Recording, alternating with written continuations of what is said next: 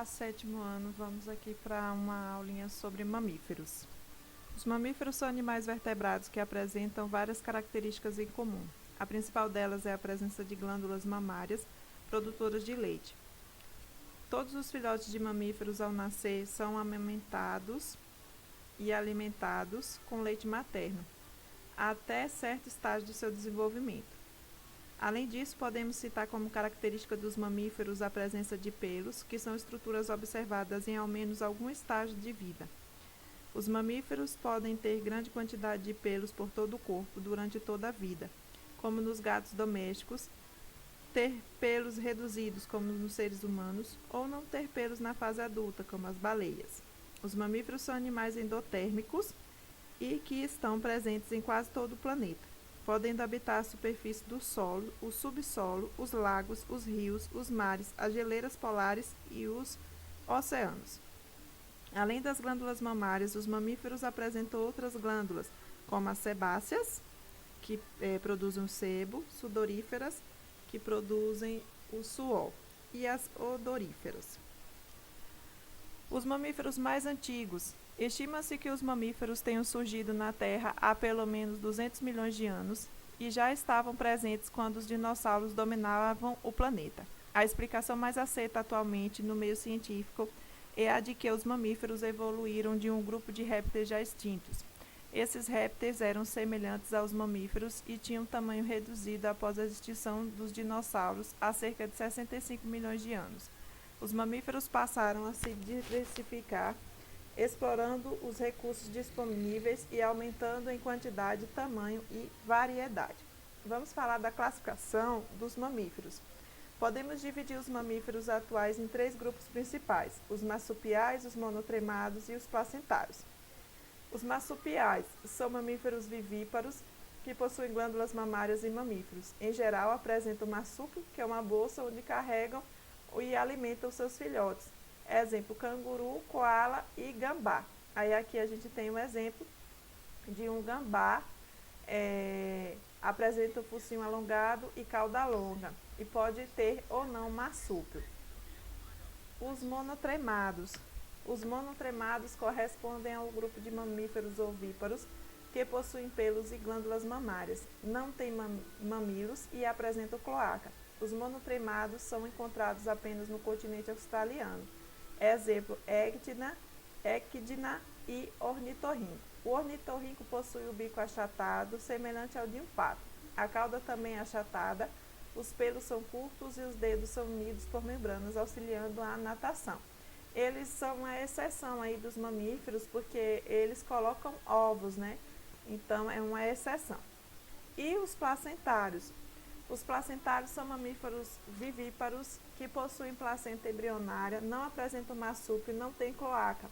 Eles são divididos em várias ordens. Quais são essas ordens? Vão ser 5 ordens que os placentários são divididos. A primeira ordem são os quirópteros. Os quirópteros são mamíferos placentários voadores. Seus dedos são alongados e cobertos por dupla membrana, que é ligada ao corpo e se estende até o tornozelo. Os membros posteriores são adaptados para que o animal se pendure. Exemplo, morcego. Os roedores. Mamíferos placentários que se caracterizam por apresentar dentição adaptada para roer, possuem um par de dentes incisivos superiores e um par de incisivos inferiores. Não tem dentes caninos.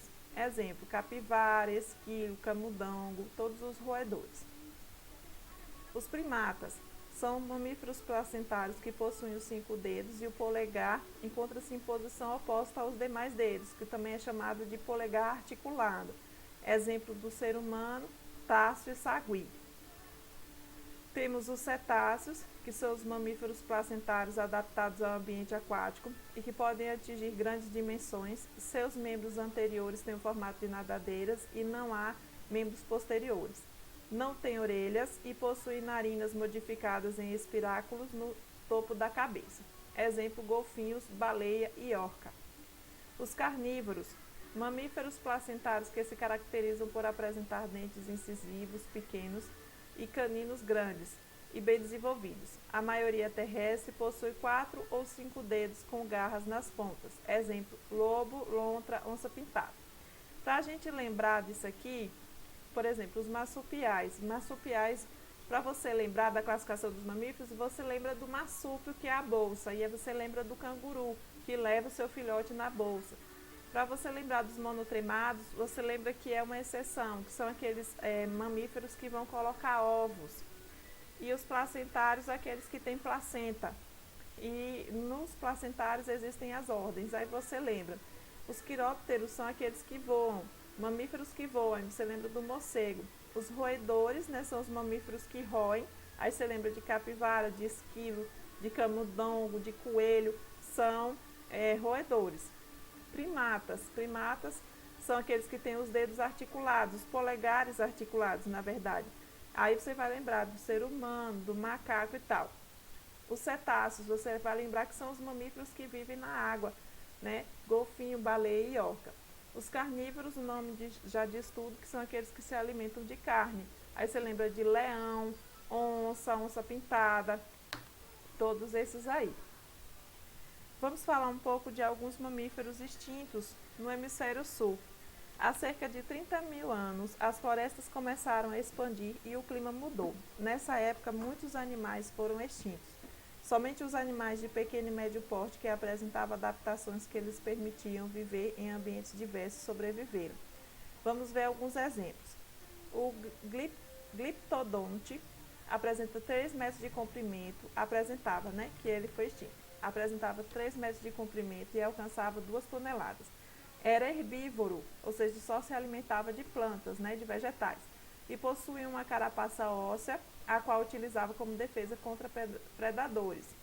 A preguiça gigante media cerca de 6 metros de comprimento, chegava a ter 5 toneladas, era herbívora também, e foi um dos maiores mamíferos terrestres já existentes. O tigre de dente de sabre media cerca de 2 metros de comprimento e alcançava 500 quilos.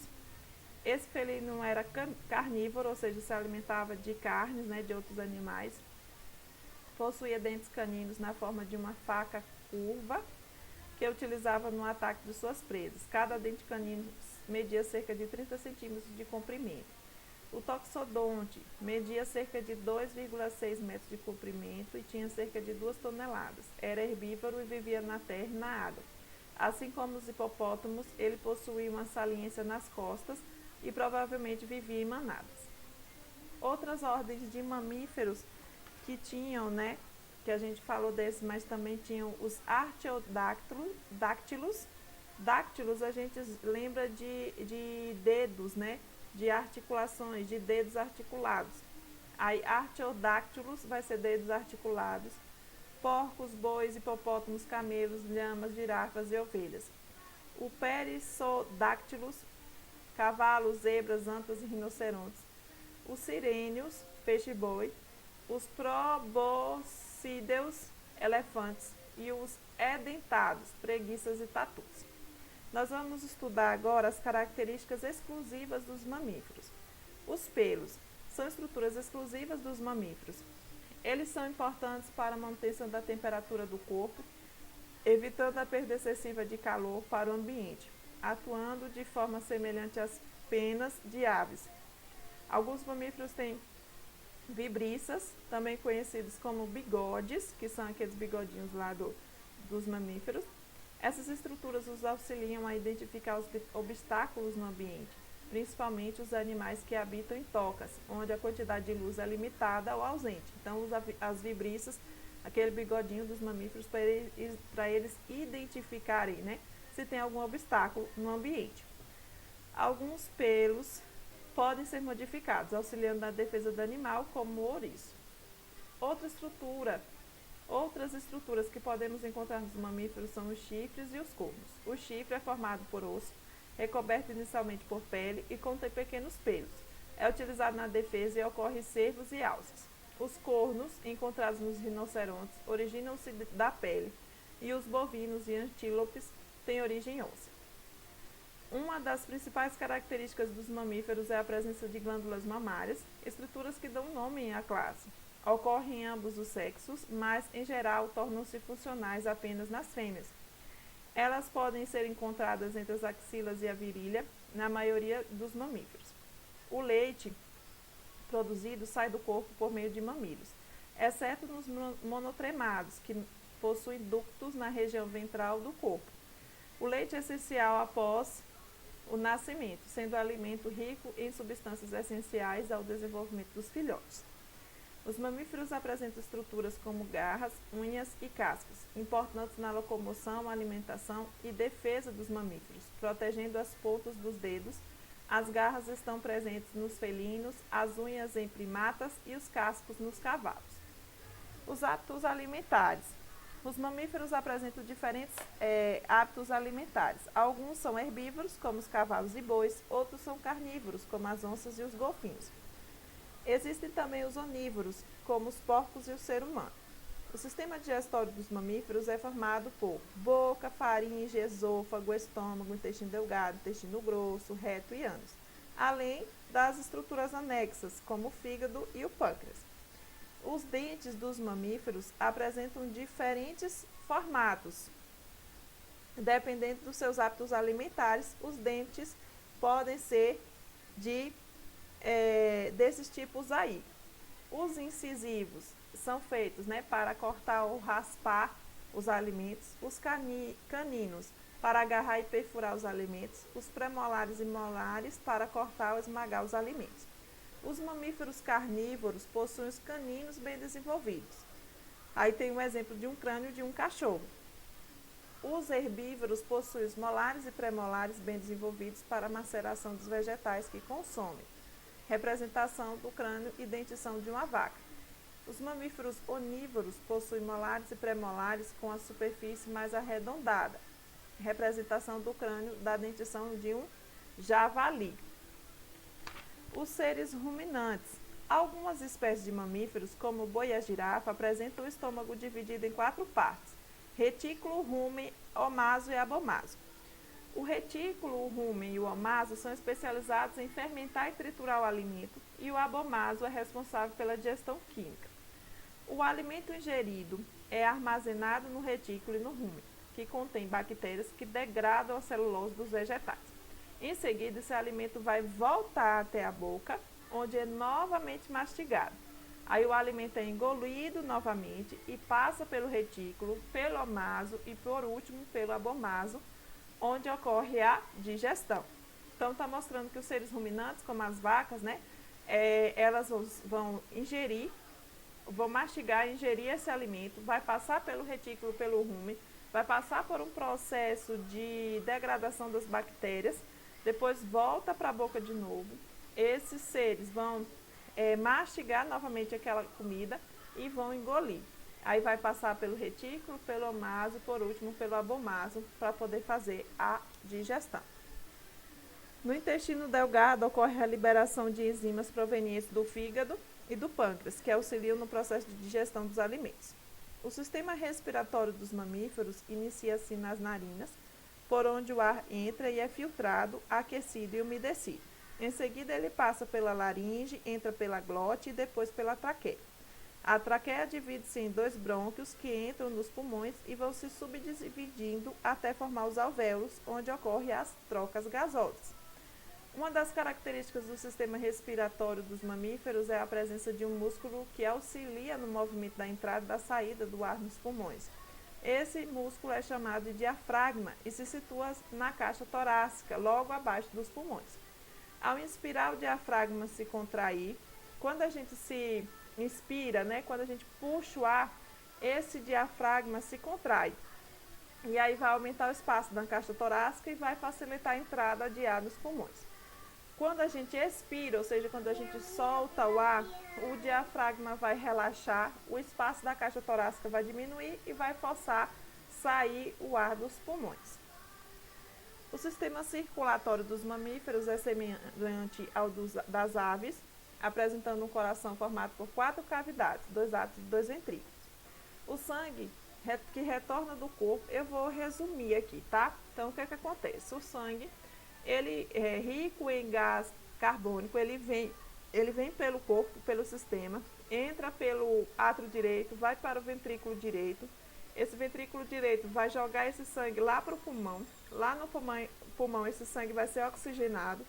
vai voltar pelo átrio esquerdo, pelo ventrículo esquerdo e aí vai ser jogado para o corpo esse sangue oxigenado. Então, é isso aí que acontece no pulmão. O sistema nervoso dos mamíferos é mais complexo do que dos outros vertebrados. Ele é formado por um cérebro maior, dividido em duas partes chamadas de hemisférios. Os órgãos dos sentidos são bem desenvolvidos nos mamíferos, especialmente o olfato, ou seja, os cinco sentidos são bem desenvolvidos no mamífero, principalmente o olfato. Esse sentido é muito utilizado para encontrar alimentos, outros membros da mesma espécie, caçar ou fugir dos possíveis predadores. Alguns mamíferos localizam suas presas ou desviam de obstáculos por meio da emissão de sons e da captação de seus ecos. Essa especialização é chamada de ecolocalização.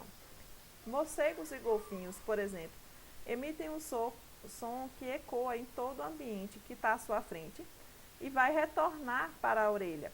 Assim, eles obtêm a percepção exata de onde se encontra à sua frente a presa. Então, o golfinho, os morcegos, eles fazem o som para identificar se tem alguma presa ou algum obstáculo ali. E aí esse som retorna para o ouvido deles. A reprodução dos mamíferos, né? Mas antes da reprodução, vamos falar da excreção. A excreção dos mamíferos, o sangue é filtrado por um par de rins, formando urina, que é armazenada em uma estrutura chamada de bexiga urinária, para ser posteriormente eliminada do corpo. As fezes são formadas pelo sistema digestório e eliminada pelo ânus.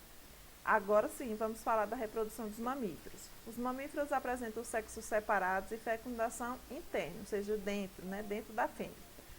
Vamos ver aqui os exemplos. Os monotreimados, que a gente viu lá da classificação, eles são ovíparos, ou seja, colocam ovos, não apresentam placenta, não possuem mamilos. O leite é liberado por glândulas espalhadas no ventre do corpo, na parte da barriguinha.